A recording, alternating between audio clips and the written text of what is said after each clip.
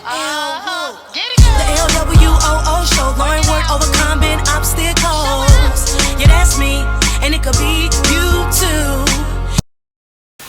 Hi, how's it going, guys? Welcome back, welcome back. The LWOO show is back in effect. Ooh, I'm so excited to be here with you all today.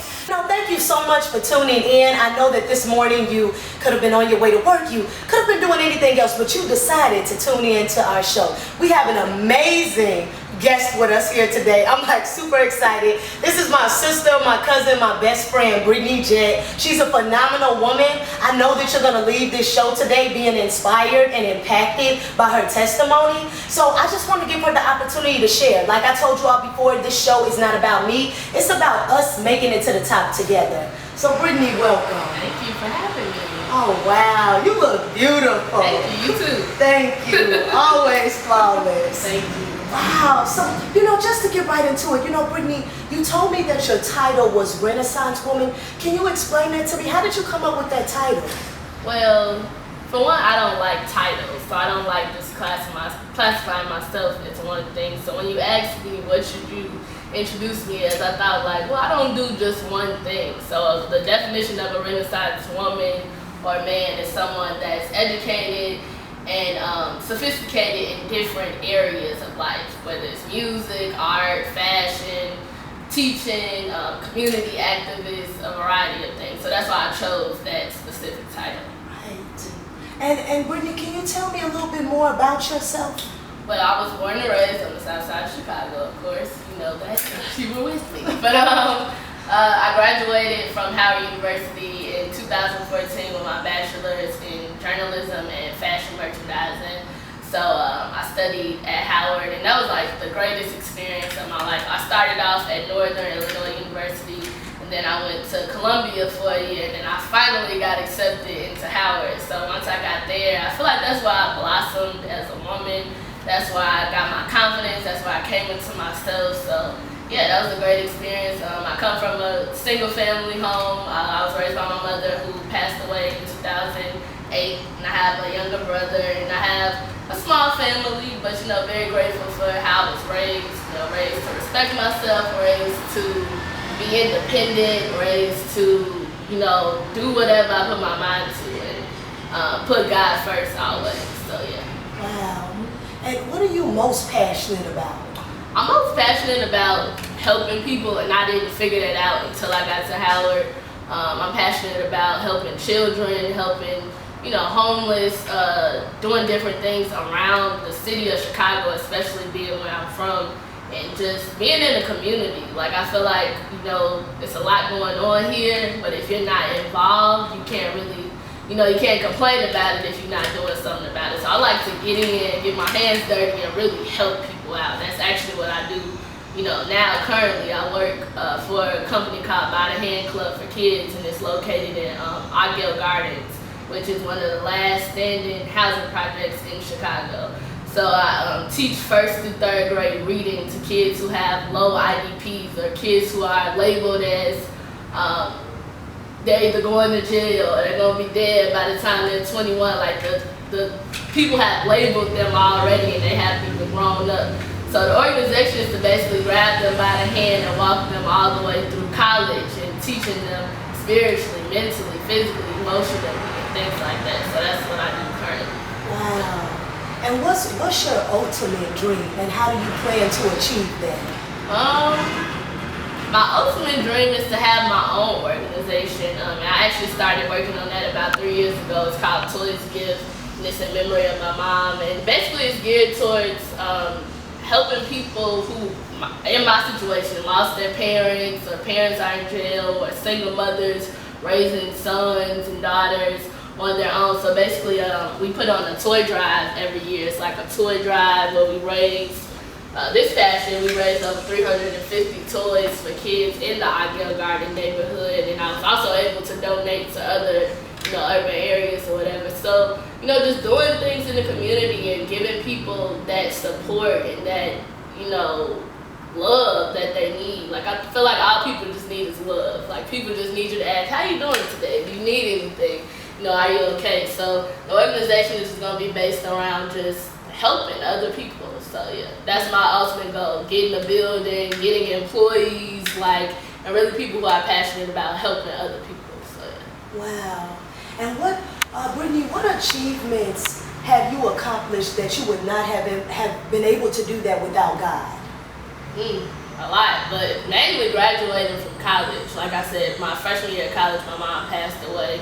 And I've never been really a school person, so I wanted to go straight to fashion school after high school. But my mom was like, no, you should go, to a 4-year university. You should get the full experience. I never got to go to college. I don't want you working a dead-end job like me. I want you to be able to, really live and live good. So when she passed away, it was like college. Like, no, I'm done with that. But I remember, that was her last wish.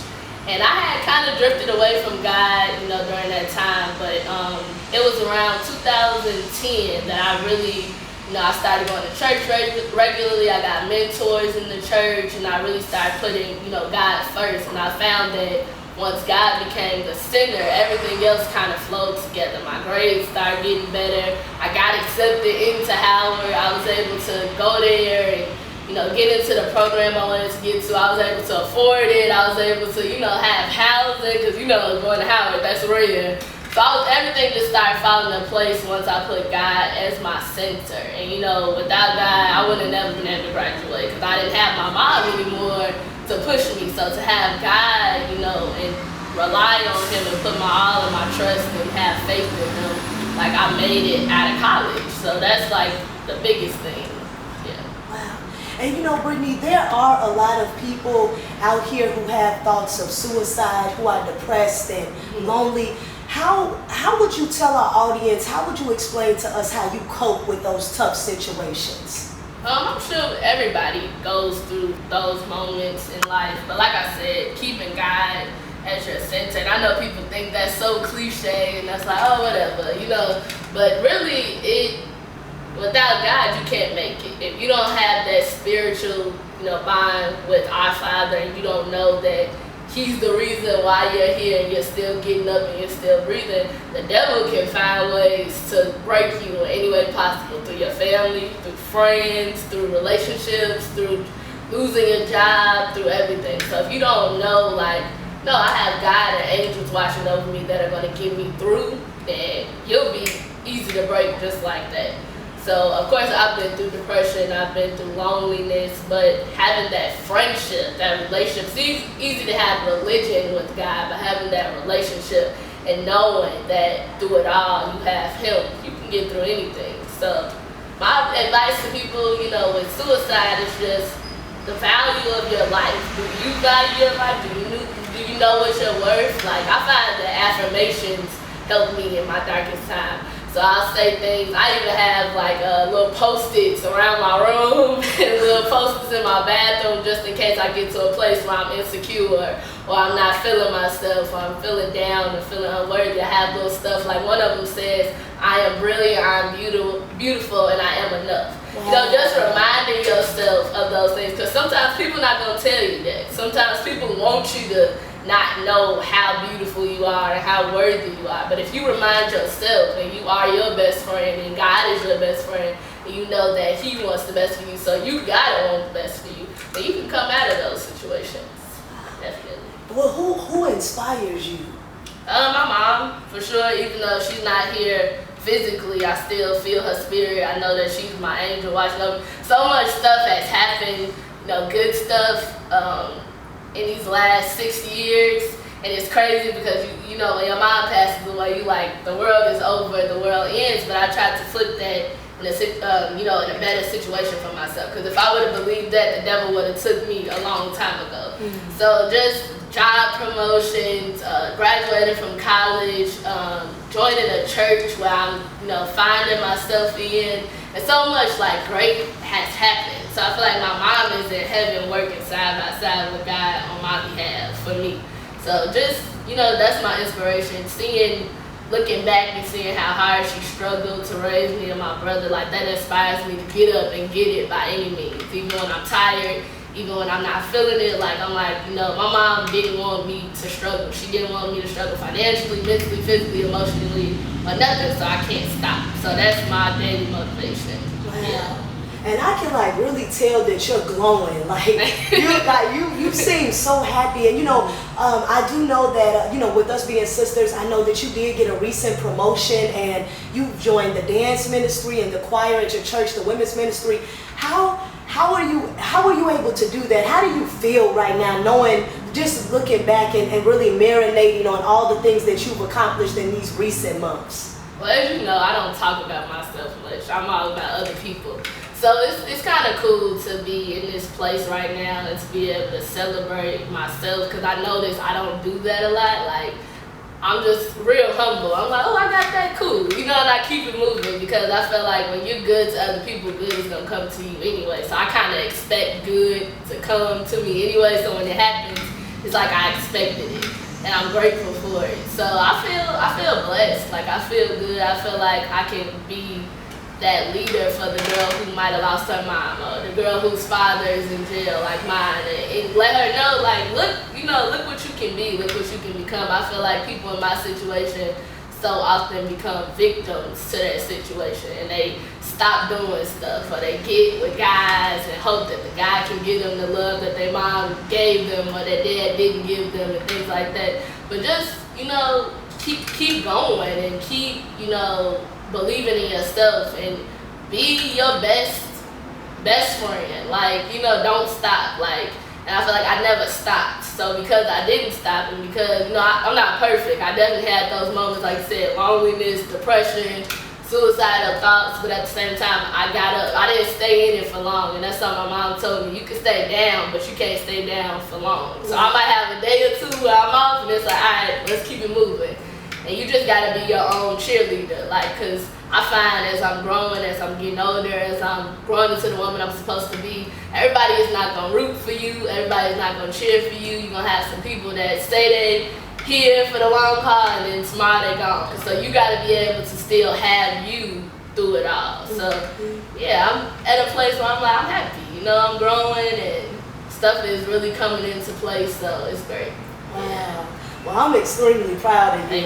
Your promotion, when you told me about it, I got excited, boy. I said, I think it, what up? And it's crazy, because I'm working with kids every day, and these are kids that aren't like how we grew up. These are kids that are growing up in 2-bedroom project homes with 12 siblings. So they're dealing with, real stuff, and it's very humbling. Like, when you go into that place, you take yourself out of the equation, and you really have to deal with kids that in 3rd, 2nd grade are dealing with real life issues that we might be going through now, that they're dealing with at 7, 8 years old. So it's a very humbling job, and I questioned it at first. I'm like, God, I'm supposed to be in New York, I'm supposed to be working for Vogue, Ebony Essence, something, like, and he like, no, I placed you here for a reason. Like, for one, you need to earn patience, you need to humble yourself, you need to see what it's like to be without, and to work with kids that have nothing. And then you can take that and you can go work anywhere. Once you say you've experienced something as humbly as what you're experiencing now. So,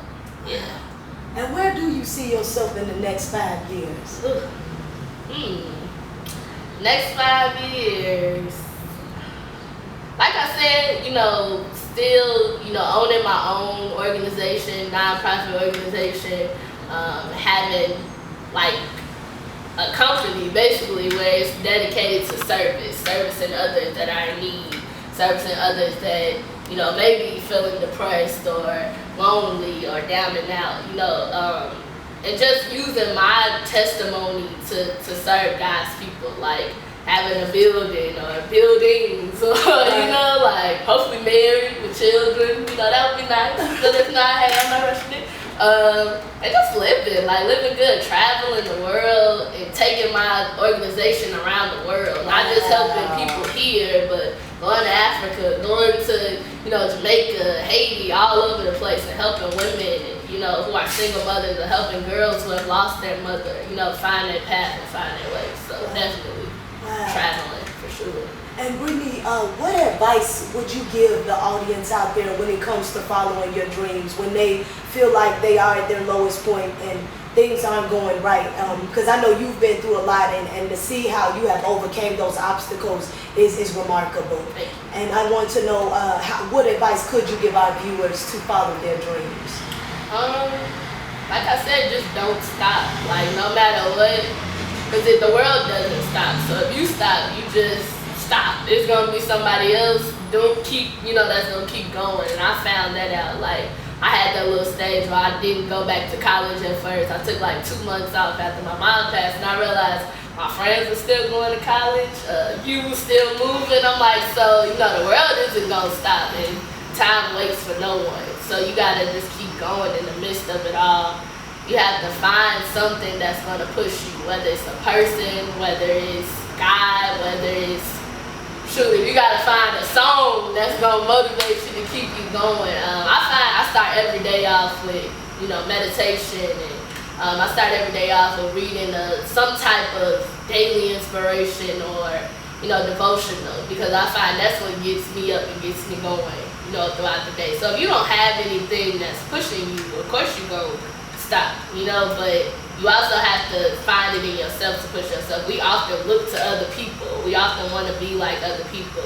And we waste time on Instagram looking at her life and his life. Ooh, they're doing this and they're doing that, and I ain't doing nothing, But you got to find something in you that you like, that you love, that's going to keep you going, And I think that's what we lack at. We always looking for other people to validate us, or other people to like our pictures, or comment on our pictures, or tell us we're doing good so we can keep doing good. But when those other people are not around, what you gonna do? So it's all about just finding something within to keep pushing and keeping God first. Like, I try to tell people that all the time. Some of my friends or family, they laugh about, like, oh God, what about right now? I'm broke and I'm going through it. And that's fine. But once you, my favorite Bible verse is, I can do all things through Christ who strengthens me. And I found, before Christ, I wasn't doing much. And once I found him, it was like, okay, like, stuff is really coming. You just feel good when you know yourself and when you know God. So. And Brittany, how can people get in contact with you? What's your social media information? Instagram, I changed my name a lot. I think right now it's Journey_on_Jett, Jett. Twitter, I think it's B_Jett, and Facebook is Brittany Jett. And your email address? It's BrittanyJett90@gmail.com. Oh, excellent, excellent. And one more last question. How did you get because a lot of people call you Jett, so how did that come about?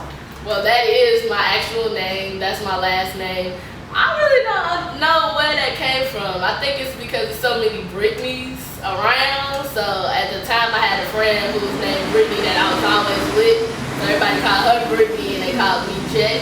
I think you started that actually. Yes. And then when I got to college, it was like nobody wanted to use Brittany. So everybody was just like Jett, so I just became used to it. Right. So now when people call me Brittany, I be like, who? So yeah, that's my actual name. So I know people think that's a nickname. That's my name. Right. Yeah. Wow. This was phenomenal. You all, Brittany Jett. That's why I brought this. This is, I want you all to understand how much she means to me. This is my sister, my cousin, my best friend. She always, my birthday's on Christmas, and she always finds a way to give me the best presents. It's not about how much money you spend on a gift. It's about the thought put in it, behind it. I mean, look, you see, and I carry it everywhere. She has these sister quotes for us. She has these pictures. You see Double Trouble and Best Buddies. I mean, I absolutely love this book that she created for us. And every time people come in my room, I show them, I'm like, this is me in my Jett. This is me in my Jett. And, you all, I'm lucky. I really am blessed. In life, you don't always have a best friend, and you don't always have a true friend. So to find somebody that you can always count on, and to find somebody that's going to support you no matter what, and that will always be that rock for you, is a blessing. So that's why I made her the first guest on my show today, because she's a phenomenal woman. I inspire her and she inspires me. And her mother is a phenomenal woman as well, and I thank her mother and our family for making our bond so close the way it was when we were younger. And Jett gets on me when I call her my little sister, because we're so close in age. She's 24 and I'm 26, but I can't help myself, because it's kind of like when parents say, that'll always be your baby. For me, Jett is my sister, she's my cousin, she's my best friend, but that's always going to be my baby. It's nothing I wouldn't do for her. So I just want to thank you all for tuning in today. I hope you guys took something from this show. I definitely want you all to stay in contact with me. I want you to keep tuning in. If you would like to be on the show, you can email me at lward98@gmail.com. And just make it a great day. Remember that somebody marched to get you here, somebody cried to get you here, and somebody died to get you here. So you must give something back. LWOO. Thanks for having me. Oh, thanks for coming, Jet. No My Jet. Proud of you. Thank you. Bye, you guys. LWOO. LWOO. LWOO.